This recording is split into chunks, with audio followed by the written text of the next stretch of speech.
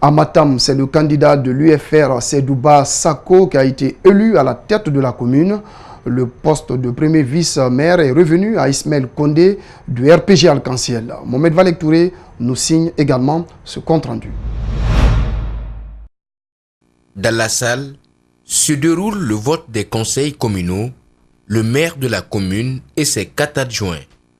Pas d'accès pour les militants, même les journalistes sont empêchés de franchir la cour. Après moult tentatives, la voix est finalement donnée aux journalistes, mais après beaucoup d'insistance. Dans la salle, les cadres de l'administration communale et les 37 conseillers communaux ont tous répondu présents pour l'installation du nouveau maire. Premier vice-maire, M. Ismaël Kondé, élu avec 23 voix sur 35. Deuxième vice-maire, Ali Barrakone, élu avec 21 voix sur 35. Troisième vice-maire, Mme Djedin Kondé, élue avec 24 voix sur 35. Après le vote, Seydouba Sako, candidat de l'Union des forces républicaines, a été élu comme maire 34 voix sur 35. Soria Bangoura, conseiller communal de l'UFDG, s'est présenté au poste de premier vice-maire, mais il n'a pas été élu. Nous sommes là comme le contrepoids de cet exécutif, pour ne pas qu'il commette des erreurs. Nous avons fait des promesses à la commune de Matam, nous avons des ambitions, on avait des rêves, mais ces rêves, Dieu a les siens. Seydouba Sako est désormais le maire de la commune de Matam. L'exécutif mesure déjà les attentes de la commune. Il le dit dans son premier discours. Je voudrais que chacun puisse jouer le rôle de l'union et surtout faire des efforts de compréhension, car le commandement est un exercice difficile mais noble. Le nouveau maire de la commune promet de développer la commune et défendre ses intérêts. Voilà donc ce qu'on pouvait dire par rapport à l'installation de l'exécutif de ces 3 communes de la capitale qui s'est déroulée ce vendredi. Et puis, en plus bref, un militaire a été gravement blessé ce vendredi à Bambeto en marge de l'inhumation de 2 jeunes de l'opposition républicaine. Selon des sources proches du ministère de la Défense, la vie du soldat en question ne serait pas en danger. L'emploi jeune passe forcément par la création des entreprises privées, mais il se trouve que les entrepreneurs guinéens et du continent africain rencontrent d'énormes difficultés pour développer leurs idées. Face à cette réalité, le CACHPA Guinée, une ONG panafricaine, a organisé ce vendredi à Conakry un panel autour du thème « Difficultés, enjeux et accompagnement des jeunes entrepreneurs » à l'occasion du lancement officiel de ces activités. Malik Sandiana Kamara, Ibrahima Souri Kamara. L'idée de mettre en place le centre d'appui au secteur privé en Afrique et Haïti est inspirée des États-Unis où la promotion de l'entrepreneuriat est une affaire de tous. Cependant, en Afrique, précisément en Guinée, les entrepreneurs sont confrontés à de multiples difficultés qui ne les permettent pas d'évoluer. Comment trouver des solutions face à ces défis? Les acteurs en charge de la promotion de création d'entreprises autour de la table débattent sur le thème difficultés, enjeux et accompagnement des jeunes entrepreneurs. Nous sommes à la fois un incubateur, un accélérateur, mais également une ONG. Incubateur parce que nous allons essayer de détecter les jeunes au bas de l'échelon, c'est-à-dire les laisser pour compte. On va essayer de les aider à transformer leurs idées en de véritables opportunités d'entreprise, à faire en sorte que ces entreprises soient une réalité, à faire en sorte que ces entreprises puissent apporter la richesse, la croissance. Chacun des panélistes a donné son expérience dans le cadre de l'entrepreneuriat. Il était essentiel pour nous d'accompagner ce lancement pour non seulement expliquer qu'aujourd'hui c'est très facile pour créer une entreprise en Guinée, c'est rapide et c'est à moins de coûts. Donc il est essentiel pour ces jeunes entrepreneurs qui puissent se formaliser pour la conduite de leur activité. Travailler pour une multinationale, c'est bien, on gagne de l'expérience. Travailler de 8h à 17h, c'est bien. L'entrepreneuriat, je vous dirais, c'est de minuit à minuit. C'est sans arrêt, mais l'entrepreneuriat, c'est ce qui nous développe réellement et c'est ce qui réduira la pauvreté, le chômage. C'est lorsqu'on se lèvera qu'on réalisera nous-mêmes nos rêves. La vision de la structure organisatrice de ces panels est de créer, développer un esprit d'entrepreneuriat orienté vers la croissance, la stabilité des entreprises africaines. Le CASPA compare l'entrepreneur à un guerrier qui ne doit pas abandonner tant que son rêve n'est pas réalisé. Dans l'actualité encore, le gouvernement guinéen, à travers le ministère des Travaux publics, celui de l'administration du territoire et de la décentralisation et l'Agence nationale de l'assainissement et de la salubrité publique, espère débarrasser les communes de Matoto et de Ratoma des ordures dans moins de 3 ans. Il a bénéficié d'un appui de la Banque islamique de développement pour assainir Matoto et Ratoma. 2 routes d'intégration régionale vont être construites. Mais en attendant, nous avons fait un constat sur l'insalubrité à Conakry. Élément de réponse avec Mamadou Saliouba, Tierno Sadouba, Al-Seni Bari. À Matoto, à Koza Kankarifour, à Wanindara ou encore à Anta, les communes de Matoto et de Ratoma battent le record de l'insalubrité. Sans oublier la décharge de la minière qui, depuis l'éboulement qui a coûté la vie à 9 personnes, reste toujours un danger. Ces montagnes d'ordures pourraient être dégagées très bientôt. Le gouvernement guinéen a eu l'appui de la Banque islamique de développement. La décharge de la minière continue à recevoir pour le moment les déchets, mais pour une période de 4 ans. Au-delà des 4 ans, nous allons fermer la minière. Mais pour qu'on puisse continuer à l'utiliser, il faut faire l'extension, il faut faire la réhabilitation.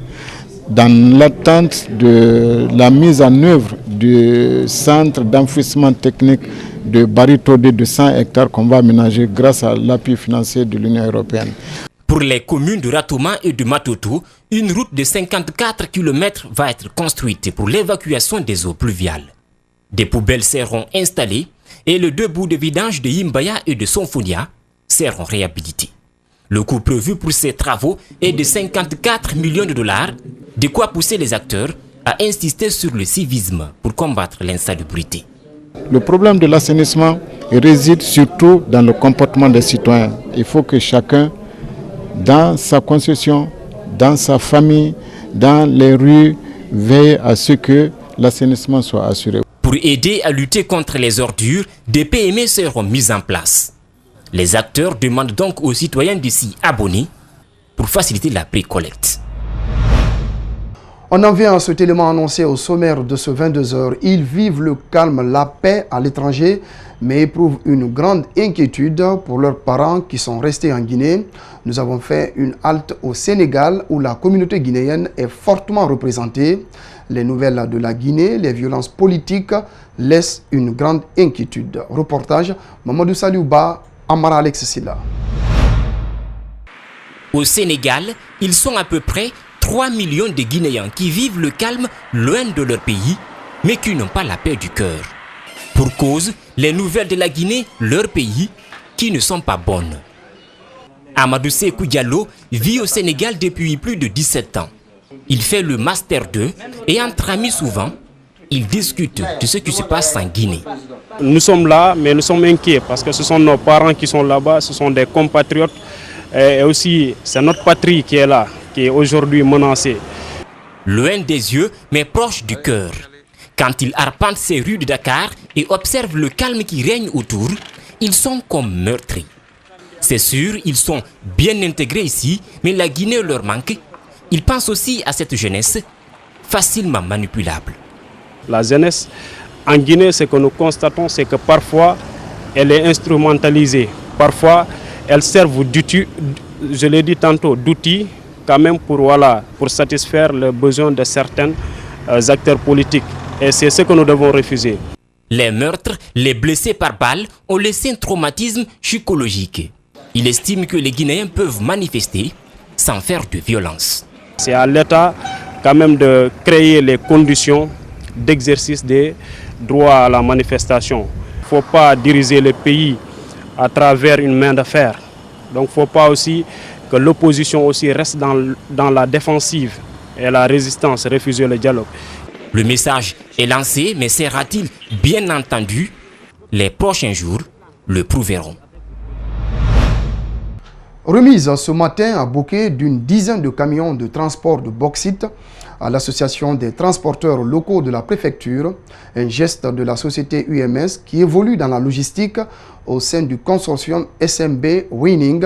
Objectif, renforcer le suivi du contenu local qui accorde la priorité aux opérateurs des zones impactées, toutes choses saluées par les autorités locales représentées à la cérémonie. Abdoulaye Keta, Salif Lifosissé.